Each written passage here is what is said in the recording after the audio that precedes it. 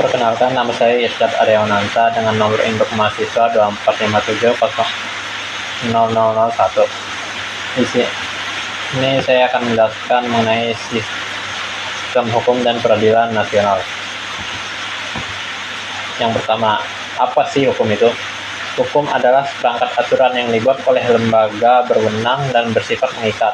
Tanpa hukum, kehidupan sosial bisa kacau karena tidak ada standar yang jelas tentang benar atau salah. Hukum juga berperan dalam menegakkan keadilan melalui aturan yang berlaku untuk semua pihak. Ketertiban sosial tercipta karena masyarakat yang tunduk pada norma yang disepakati bersama. Definisi sistem hukum. Sistem hukum nasional adalah keseluruhan aturan yang berlaku dalam suatu negara yang disusun secara teratur dan terkoordinasi. Di Indonesia, sistem hukum nasional bersumber pada Pancasila dan Undang-Undang Dasar 1945 sebagai dasar negara dan konstitusi. Unsur-unsur hukum. Unsur-unsur hukum terdiri dari norma hukum yang tertulis maupun tidak tertulis, sanksi, atau juga konsekuensi atau hukuman bagi mereka yang melanggar norma, lembaga pelaksana, badan atau institusi yang menjalankan dan menegakkan hukum seperti pengadilan, kepolisian, dan kejaksaan. Ciri-ciri sistem hukum. Yang pertama yaitu bersumber dari Pancasila dan Undang-Undang Dasar tahun 1945. 2. Mengedepankan keadilan sosial. 3. Berbasis pada nilai budaya Indonesia. Jenis-jenis hukum dia ada banyak jenisnya. Yang pertama, hukum publik yang mengatur hubungan antar negara dengan warga negara atau antar lembaga negara. Hukum privat atau perdata mengatur hubungan antara individu dengan individu. Hukum administrasi negara mengatur prosedur dalam pelaksanaan tugas pemerintah oleh operator negara. Hukum pidana mengatur perbuatan yang dilarang dan dikenakan sanksi pidana. Hukum tata negara mengatur struktur dan wewenang lembaga negara serta hubungan antar lembaga tersebut. Hukum internasional mengatur hubungan hukum antara negara satu dengan negara lain. Definisi peradilan nasional. Sistem peradilan nasional adalah keseluruhan mekanisme dan lembaga yang menjalankan fungsi kehakiman untuk menegakkan hukum dan keadilan di Indonesia. Sistem ini mencakup lembaga-lembaga peradilan, proses hukum, serta aturan mengatur jalannya peradilan.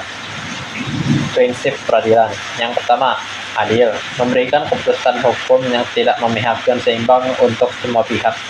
Yang kedua, jujur. Semua proses hukum dilakukan secara terbuka dan berdasarkan fakta yang objektif. Tidak memihak. Hakim dan aparat peradilan harus bebas dari tekanan, pengaruh, atau kepentingan pribadi dan kelompok-kelompok.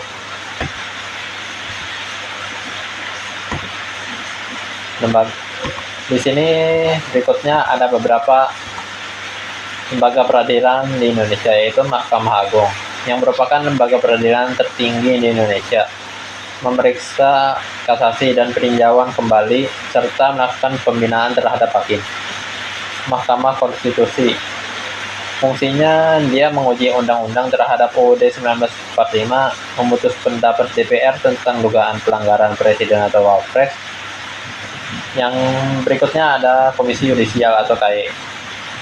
Dia bisa mengusulkan pengangkatan hakim agung ke DPR, mengawasi perilaku hakim agar tetap menjaga integritas dan kode etik.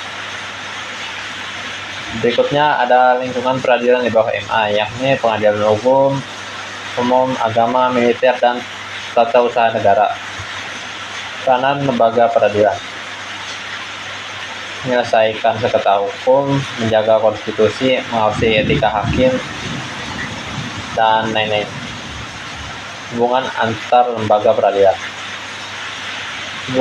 Yang pertama ada mekanisme koordinasi dan supervisi. Mahkamah Agung atau MA memiliki fungsi pembinaan dan pengawasan terhadap pengadilan-pengadilan di bawahnya seperti umum, agama, militer, atau TW. Komisi Yudisial berkoordinasi dengan MA dalam menjaga integritas hakim, terutama yang berada di lingkungan MA. Yang kedua, prinsip checks dan balance dalam kekuasaan kehakiman. KY mengawasi etik hakim, mencegah hakim bertindak sewenang-wenang, sementara MK menguji produk hukum, mencegah pelanggaran konstitusi atau legislatif atau eksekutif. MA mengawal konsistensi hukum dalam pemutusan pengadilan.